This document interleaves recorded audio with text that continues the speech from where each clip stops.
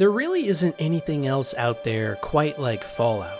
A lot of other games are part of a genre, but in many ways Fallout is the genre, that being post-apocalyptic hellscapes in games. I love other series too, like Wasteland, but there truly is just something about Fallout specifically that captures an essence unlike anything else. The series takes us across multiple desolate and barren badlands of renowned locations like Washington, D.C., Las Vegas, Boston, and many more, now all utterly destroyed after the bombs fell. But the thing that really makes Fallout so memorable is how perfectly crafted these worlds are.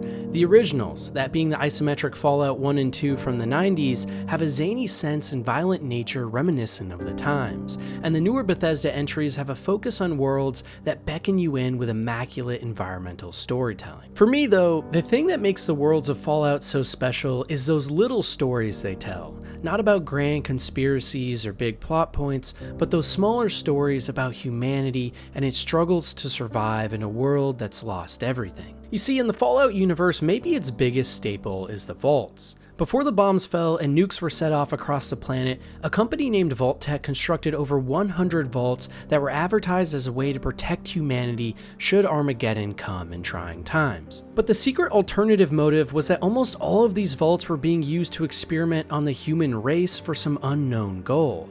Based on now leaked documents of the original Fallout stories from the primary creators, we know that the vaults were intended to be test sites for powerful governments and people to experiment on the less fortunate, while they lived and traveled across space, free from the destruction of war. Because after all, war never changes. And another thing that doesn't change is us. In each of these vaults, we get to uncover strange, otherworldly, and horrifying experiments done to humanity.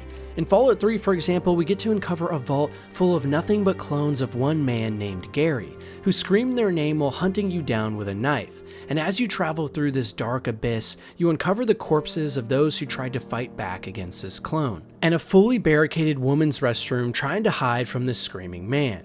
In Fallout New Vegas, you can stumble upon a vault devoid of all life, but slowly uncover through terminals how they were required to sacrifice one person every year, which led to non-stop infighting and turmoil. Or what about the original Fallout, where you can uncover a vault that trapped those inside and pumped endless amounts of radiation into their skulls, turning them into unrecognizable monsters in front of their friends and family? It's the stories like this that make Fallout such a captivating world. Even more than shooting or exploding limbs with systems like VATS, which are great by the way, what makes us remember Fallout is these little stories of humanity fighting back against the odds, of situations that we can only hope we never find ourselves in, and the psychology of seeing what would happen to people when they're pushed to the brink of their existence. And in Fallout's case, it's all about that environmental storytelling, about uncovering what has happened in the world's past.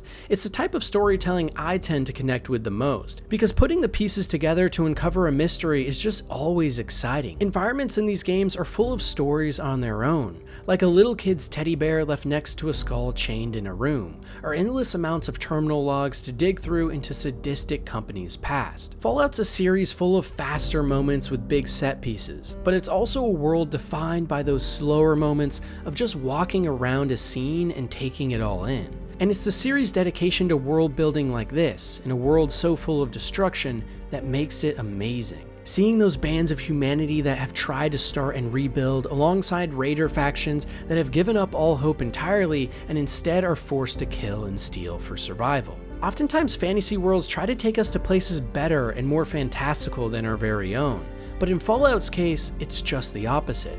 Instead, we get transported into the worst hells imaginable. But maybe there really is something beautiful about exploring an inferno like this. Something that only a game series like Fallout could capture in the worlds they create, and also probably a big reason that so many love the series in the first place.